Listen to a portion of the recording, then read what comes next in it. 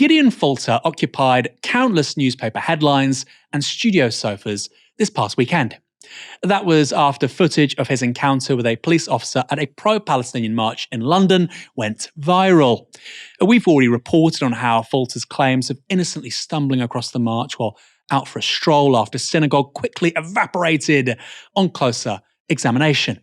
But in a way, it doesn't matter, because the leader of the campaign against anti-Semitism may have already achieved everything he wanted. Namely, massive disinformation about the nature of the marches. This is from the Centre for Media Monitoring. So far, the British media has published 959 articles referencing hashtag Gideon Falter and the Metropolitan Police. Just one of those articles mentions Falter is vice chairman at the Jewish National Fund, JNF UK, described as, quote, a charity complicit with ethnic cleansing in Palestine. Now, a new video has emerged that appears to show that Falter tried it on more than once. This is from Channel 4 News. It shows Falter in a completely different location along the route of the march, and he's being accused of going in and out of the protests by a different police officer. In other words, he was hoping that someone would kick off, though of course, as we know, nobody did. And did you notice this man in sunglasses by Falter's side? He bears a remarkable resemblance to this chap. He was pictured outside a secret Royal Society of Arts conference in December, where he was guarding Israeli President Isaac Herzog. Fascinating. According to reports, he works for the SQR Group, a security firm run by, get this, two former Mossad agents. If the two men are the same, and they certainly seem to be, then Gideon Falter wasn't just accompanied on his provocation by any old security guard, but by someone whose services are subcontracted to the Israeli state. Rivka Brown also has some additional details on this story, published over at novaramedia.com. Brilliant reporting, as she reports this testimony from witnesses. Keelan, who requested that Novara Media only use his first name, saw Falter in Russell Square at around 11:30 a.m.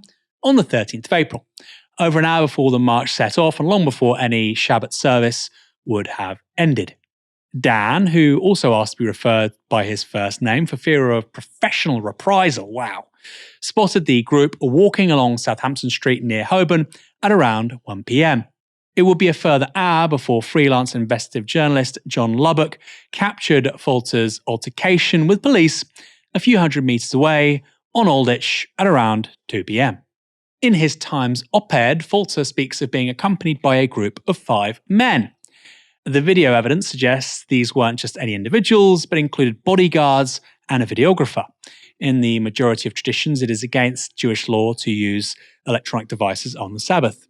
He wasn't being provocative because he was wearing a kippah, said Lubbock. He was being provocative because he was with a group of large bouncers.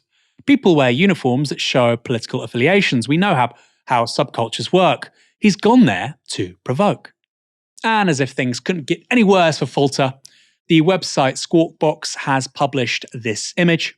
The blue arrow is pointing at Falter, who is busy complaining to police about how London is no longer safe for Jews. Meanwhile, meters away and circled here in red are 3 children of Holocaust survivors and 1 actual survivor of Hitler's genocide.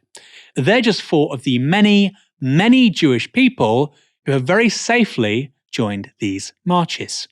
Michael, Gideon Falter has been at the centre of a media storm. We knew that already, but it's also been a real media masterclass, hasn't it?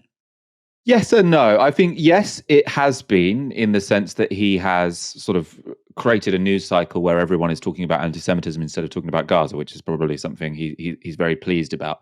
I do think that the manner in which this story has collapsed will hopefully, now I say hopefully because it's difficult to have much confidence in this, will hopefully mean that the media, and at least media consumers, will be somewhat more aware that when you see a clip that looks somewhat outrageous on first viewing, there might be something more complicated going on.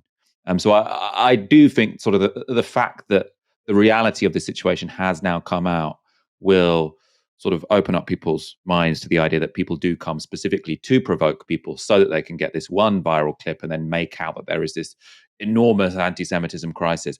And I think Gideon Falter is a good example, actually, of how manufactured that whole process can be.